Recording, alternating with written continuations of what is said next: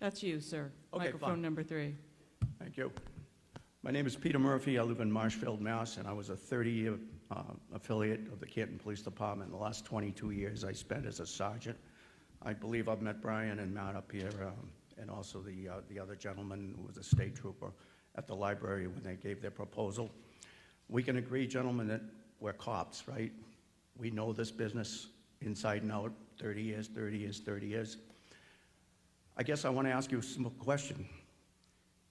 If it was your family member laying in the snow on that morning and sometime after 6:06 a.m., the process of the investigation went ongoing and continued.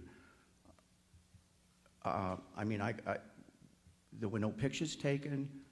There was possible exigent circumstances where a protective sweep should have been done. Everybody on that department knows that Brian Albert was in a fugitive unit and a gang unit. There could have been multiple decedents or victims around the property or in the house. Nothing took place to assure that that victim on the ground was the only victim. And what I'd like to suggest is the crime scene became twofold, sir. It went from the ground into the ambulance.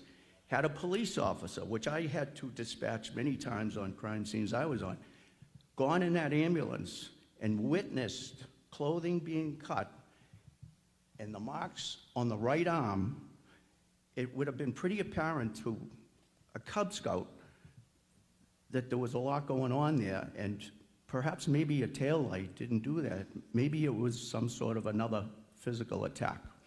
Would you have been happy if it was your family member and satisfied with that investigation, or could that investigation concluded it was not Alexa's taillight and Karen Reed, is factually innocent? I'm going to take that as more of a statement versus a question. Yeah. I'm not going to answer because that's not a question. You just got on your soapbox and you made a statement. You assumed a lot of things that didn't happen.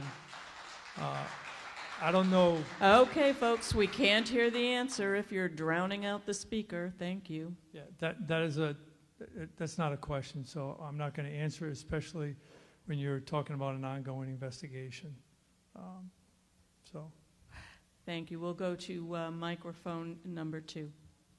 Thank you, Ms. Moderator. Greg Murphy, Canton.